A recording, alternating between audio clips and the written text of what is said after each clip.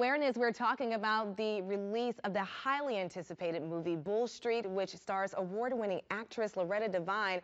I go one-on-one with the creator and writer Lynn Dow and Loretta Devine herself, along with Melinda Hill joining me. Keeping you in the know. Awareness starts right now.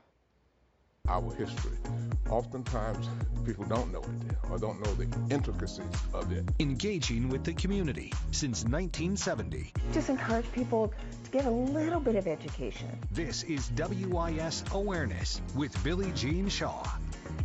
Welcome in, everyone. Filmed in Clarendon County, my hometown, so you know it's a very special moment for me. Bull Street, the movie, is based on Columbia's Bull Street and the history of the former mental hospital with a shaky past that once sat on the street. The movie follows a 39-year-old personal injury lawyer whose mother died at birth, forcing her to be raised in a family home by her grandmother, Big Gal, who is played by Loretta Devine. But trouble begins brewing when the granddaughter's estranged father's family tries to take the family home, uncovering and highlighting in the movie issues of mental illness, generational troubles, and systemic racism in Southern legal systems. I'm honored to have in the studio with me today is the visionary for this film, writer and director, Lynn Dow. Lynn, welcome to Awareness. Thank you for being here. Well, thank you for having me. I really appreciate it. I want to say congratulations to you on the film. It was absolutely amazing. I know there's been some showings already in the state. Specifically, I think of the Nick that sold out already, and a few other theaters here in Columbia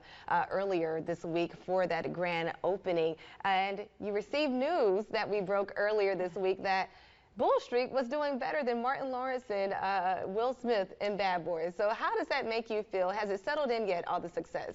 You know, it's coming along, especially after the sold out at the Nick. I'm pretty excited. I'm happy for South Carolina. You know, they've done a wonderful job. Everyone is just supporting the film, and so we're just really excited about it. But I was just like, wait a second, what do you mean? All of a sudden, we're in a conversation with Will Smith and Martin Lawrence, and so that's a great feeling. Yes, well, you're doing an amazing job. Listen, I watched the movie. It was absolutely amazing. It was captivating, and so many personal stories. If you're from South Carolina, even if you know someone from the South, you've probably heard about some of the things that you mentioned. And I'm like, this movie is so relatable, but at the same time, that's because it's loosely based on your life and on your grandmother. So I want to start by asking about the inspiration behind the movie, and where did you pull that from to write such an amazing script? You know, Billie Jean, I lost my grandmother in 2003, and death has and grief has a weird way. I like to say grief, and during my process with grief, it was bipolar. Grief was bipolar for me, and it sent me in all different directions. And so when I lost her, I was the only family member scheduled to speak at her service. I was frozen. I was paralyzed by this grief, and I couldn't move. And so I never got a chance to tell people, tell family members, live life with empathy, compassion, and have faith like she taught us, you know? And so I just went on through life still with that grief just overwhelming me.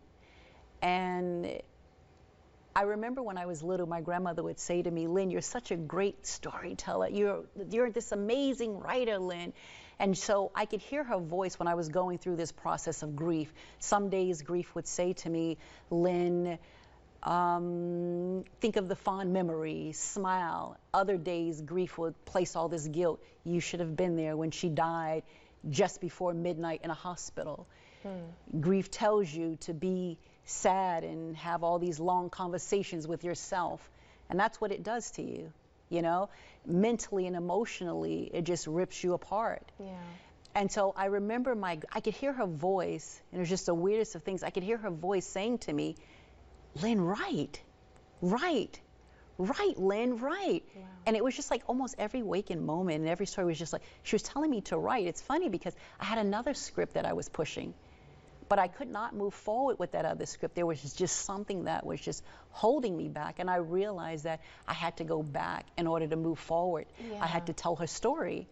And what is that story? I want you to bring it all together for our viewers. I know I touched on it a little bit in the intro, but what is the story of Bull Street, and how is it related to your grandmother, Big Gal? So I would my great-grandmother's name was actually Ms. Big Gal, and she's from, as you said, from Clarendon County, Somerton, South Carolina.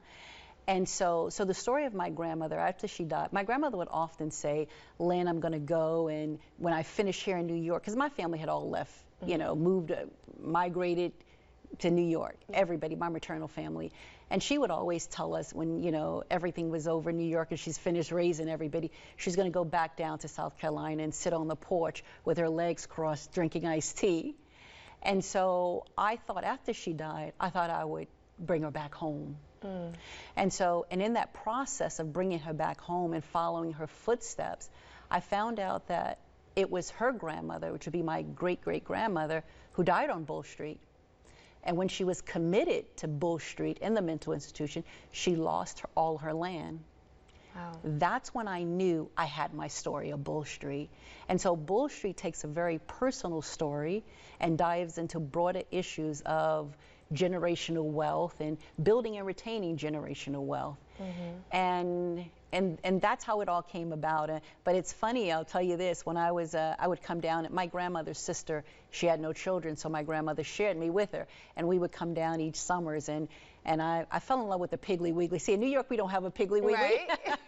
Just the bodegas, right? Just the bodegas, Yeah. That's right, the corner store, that's all we have. Yeah. And so my great aunt, you know, and we don't have red ants as much as you guys have down here. So I would go around chasing these red ants, and she would say, Lynn, sit down or I'm going to take you to Bull Street. Stop it. Coming from New York and spending a lot of time at the Central Park Zoo, I thought Bull Street was the zoo. Wow. And so I want to go to Bull Street. Little did I know I'll be going this way. Oh my goodness. But it was just the funniest thing and a running joke in my family. And so many other families, so many can relate to hearing that growing up in South Carolina. Well, Lynn, we're going to pause right there. We are not done with the conversation. It's getting juicy and it's getting good. So when we return, we're actually going to check in with one of the starring actresses, Melinda Hill, and later in the show, we'll be joined by Loretta Devine. But first, we're continuing our conversation about how Lynn Dow came to create this masterpiece of Bull Street. We'll be right back.